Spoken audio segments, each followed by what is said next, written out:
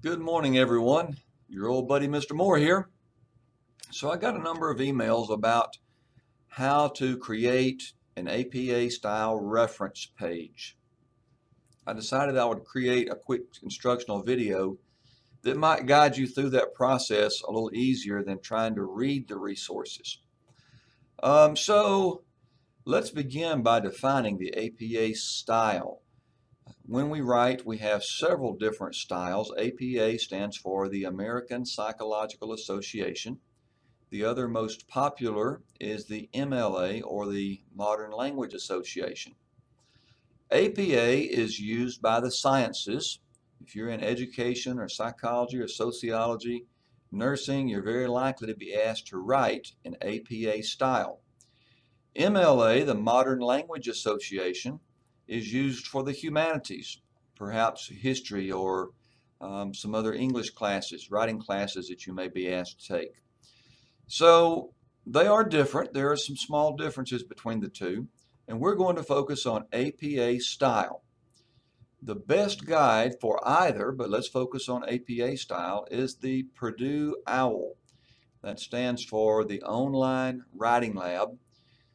It's a website that is managed by Purdue University and has examples and references for just about any type of writing you may be asked to do.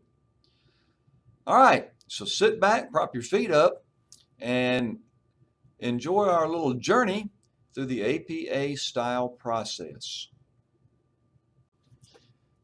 Using the Purdue OWL is not complicated, although it can be a bit confusing, I suppose.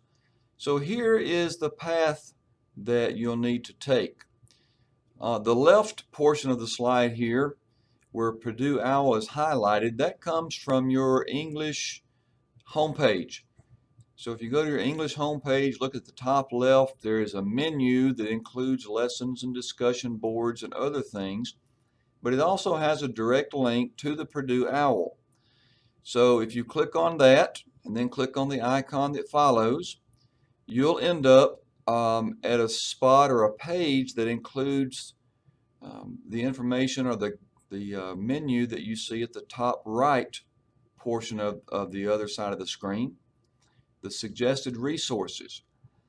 And here you tell the OWL what you're interested in looking at. In this case, we're going to click on the APA guide. You'll see it highlighted in yellow here. That will take you to the choice just below, where you have to choose between the components of APA. We are going to choose the APA Formatting and Style Guide. That's going to be our entry portal to finding all the other information that we want to find in order to create in-text citations and the reference page. So follow these little links and you will find what I'm going to post on the upcoming slide. So here is not the home page, but this is the APA General Format page from the Purdue Online Writing Lab.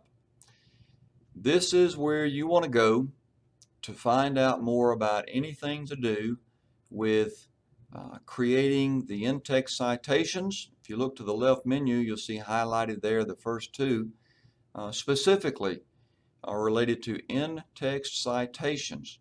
We have the basics and then creating in-text citations using authors. And then we have the reference list, 1, 2, 3, 4, 5, 6, 7 highlighted resources for creating the reference list. So let me talk just a little bit about the difference between those two. Such as the name implies, the in-text citation is a brief reference that appears in the text of your paper, and it tells the reader that the information that precedes it has been borrowed from another source. We have to use these with stuff like percentages and numbers and things that we know or people know, readers know, we just can't make up. So if we want to say 9 out of 10 dentists surveyed prefer Crest, we have to give an in-text citation. as an example that we didn't just make that up.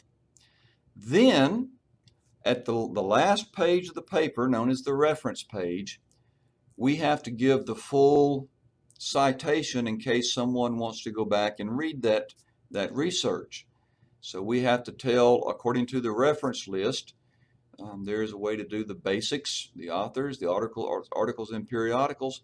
So for instance, if that citation, 9 out of 10 dentists surveyed preferred crest, comes from the American Dental Association's quarterly publication, we need to look in articles and periodicals. A periodical is anything that's published with specific regularity. It can be published weekly, it could be published quarterly, it can be published daily, such as a newspaper. It might even be something that's published only once a year. But if it's published with a specific period, then it's considered a periodical. Each type of writing that we're going to encounter has to be source cited differently. So a periodical, a magazine, gets source cited differently from a book that's published once or whatever and then stays out there pretty much in the same form. There is also a specific format for the citation of print sources and electronic sources. If you're going to do a website, it has to be done differently. Enough about that. I just want you to see where it is and what your options are, and I want you to realize the fact that you have to do the in-text citation and the reference page entry separately and specifically. Sounds like fun, don't it? All right, so it looks like the text on my slide here got squished just a little bit, but I wanted to put both of these on the same slide just to give you an idea of what we're looking at.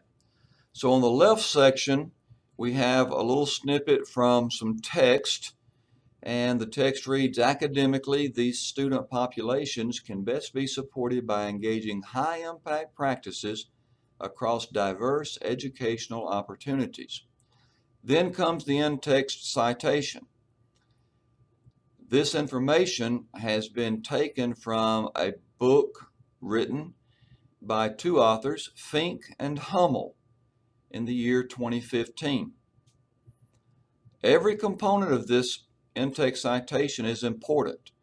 So you'll notice that there's no period after opportunities, but there is a period after the citation. It probably will help to think about the citation as being part of your sentence. So we have the author's last name connected with the and sign, and then the second author's last name, followed by a comma and the year of publication. So that tells us where the information comes from.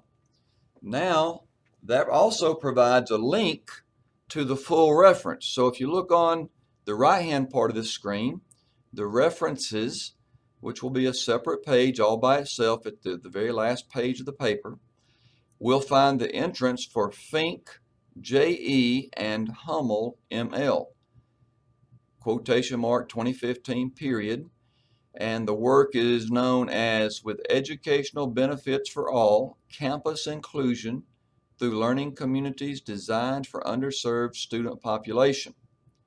That's the title of the article. Next comes the title of the publication, which is New Directions for Student Services, period, published in 2015, parentheses 149, which is the volume number, comma, pages 29 through 40, and then we have the DOI number. We'll talk more about DOI numbers. But with this information, anybody who wants to check our facts could highlight, cut, and paste into a web search browser and find this particular article and read more about what Fink and Hummel had to say when they did their research. So this is an example, although in practice they would be separate pages. We have to have the in-text citation to connect us to the reference and the full reference on the reference page. Easy peasy.